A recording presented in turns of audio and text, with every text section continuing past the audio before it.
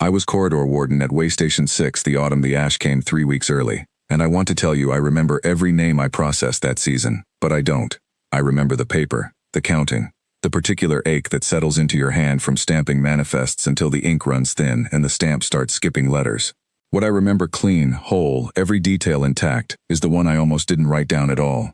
The corridor ran from the high farms down through waystation 6 to the transport pads at Salt Landing, and every family that came through it came through my desk first. Names checked against the registry, dependents counted, tickets issued by household. It was slow work, and it was supposed to be. Nobody boards a transport off this moon without a name on a list. That was the rule before the ash, and it was the rule after, and most days I never thought about why. She came through on the third night of the crowd surge, when the ash had started falling heavy enough that the sky over the pads went the color of a bruise at noon. I didn't see her arrive. I saw the gap where she was, a space in the moving crowd that nobody filled, a small shape standing still while everyone else moved around her like water around a stone.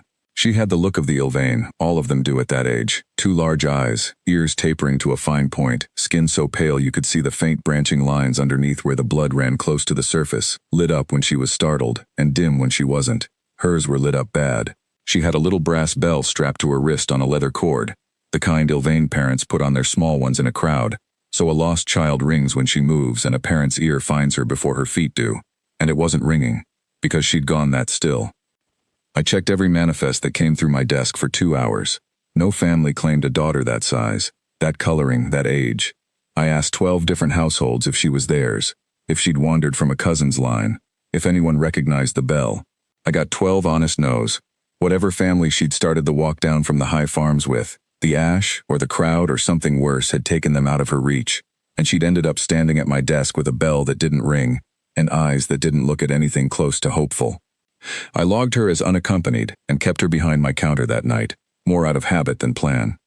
It was Evren, my station administrator, who told me what that meant.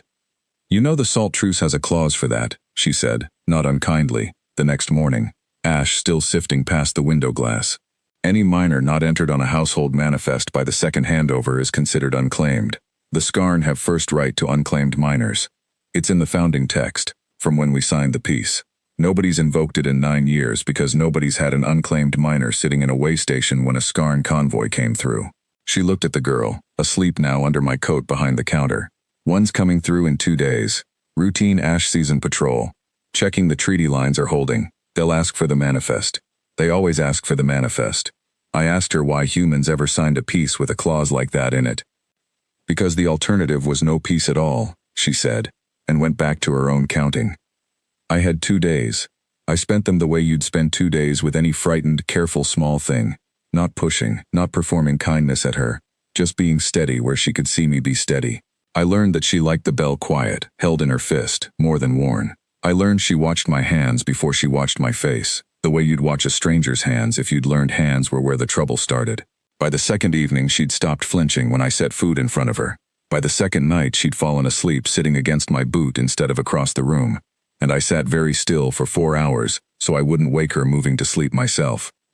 I never asked her name because I didn't know if she had words in trade tongue to give me one, so I started saying small one, and then, without deciding to, started saying Pell, after nothing in particular, just a sound that fit in my mouth easy and seemed to fit her when I said it. She didn't correct me. On the second night she reached up, without looking at me, and put the bell in my palm and closed my fingers over it. I understood that the way you understand weather, it wasn't a gift. It was custody, offered the only way she had to offer it.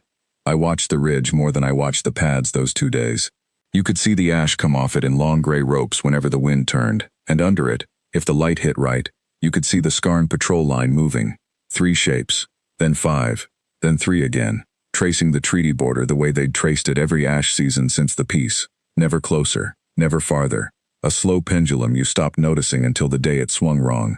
Evren logged their positions every hour out of habit and didn't say what we were both thinking. I kept my own count instead. 2 days.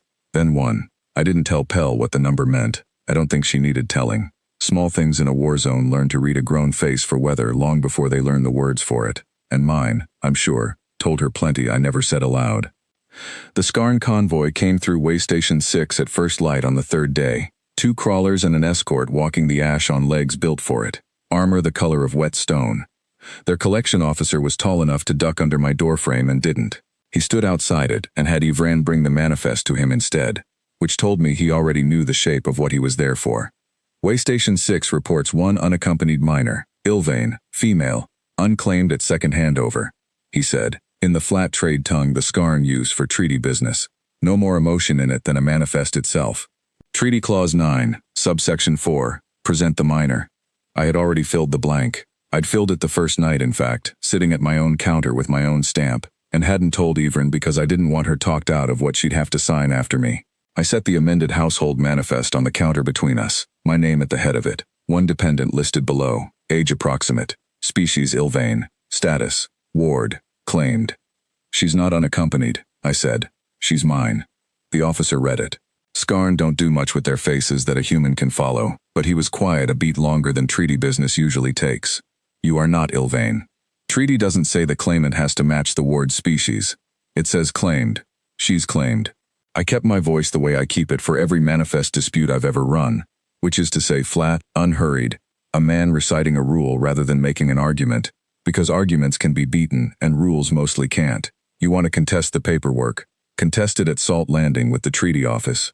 I'm not stopping you. I am telling you she doesn't leave this counter today. He could have taken her. I want to be honest about that, sitting here after, however many years on. 2 crawlers worth of Skarn against 1 warden and a station administrator is not a fight I win, and both of us knew it while we stood there in the ash coming down soft and gray between us. But a century-old truce doesn't survive on strength alone. It survives on nobody wanting to be the first to break the letter of it over something small. And I was betting my life and hers that 100 years of habit was worth more to him that morning than 1 unclaimed child. He looked at the manifest a second time. He looked, once, past me, at where she stood with her hand fisted around empty air where the bell used to be, watching his hands the way she'd watched mine. Then he took the manifest, stamped his own mark below my name, acknowledgement, not approval. That's a difference that matters in treaty law and mattered to me that day more than anything ever had, and turned his convoy back into the ash without another word. She came out from behind the counter once the crawlers were past the ridge and put her hand in mine like she'd done it every day of her life, instead of never once before that morning.